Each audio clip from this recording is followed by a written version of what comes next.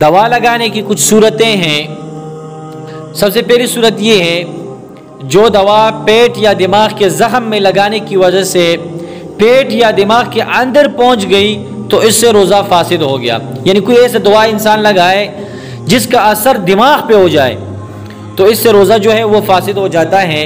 या ऐसी कोई दवा हो ज़ख्म पे इंसान लगाए जिसके असरात जो है वो पेट को पहुंच जाता है तो इससे भी रोज़ा जो है वो फासिद हो जाता है। और लेकिन इन दोनों सूरतों का ये है कि रोज़ा तो फासिद हो जाएगा लेकिन इसका सिर्फ क़ज़ा है, बाद में रोज़ा रख ले, कफ़ारा नहीं है। दूसरी बात ये है, अगर दवा पेट या दिमाग के ज़ख्म में लगाने की वजह से पेट या दिमाग के अंदर नहीं पहुंचती तो रोज़ा दुरुस्त रहे, इससे रोज़ा फासिद नहीं होता है। सूरत मसला ये है कि कोई दवा लगाता है, ज़ख्म पे लगाता है, उसका असर जो है वो दिमाग पे नहीं होता या वो पेट तक उसकी असरात नहीं पहुंचते तो इस सूरत में रोज़ा जो है वो फासिद नहीं होता, रोज़ा दुरुस्त रहेगा। तीसरी बात ये है, अगर दवा पेट या दिमाग के अलावा बदन के बाकी हिस्से किसी ज़ख्म में लगाई गई और वो पेट या दिमाग तक नहीं पहुंची तो रोज़ा फासिद नहीं होगा। जिसम में कहीं भी दवा लगाए, जिधर भी लगाए, उसके असरात दिमाग को नहीं पहुंचते।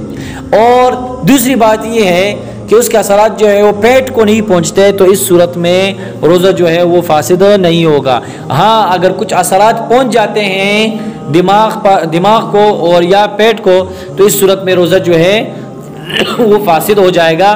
और रोज़ा फासिद होती बाद में सिर्फ क़ज़ा लाजिम होगा, बाद में रोज़ा रख ले, कफ़ारा नहीं होगा।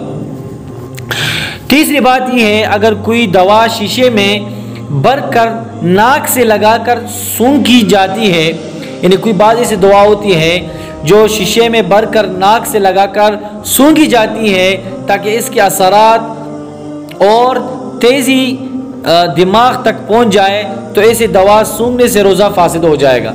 बाज़ ऐसे दवा होते हैं जो नाक से लगाई जाती हैं, अगर इसके असरात जो है वो दिमाग तक पहुंच जाता है, उसके असर जो है वो दिमाग पर होता है तो इससे रोज़ा जो है वो फासिद हो जाएगा।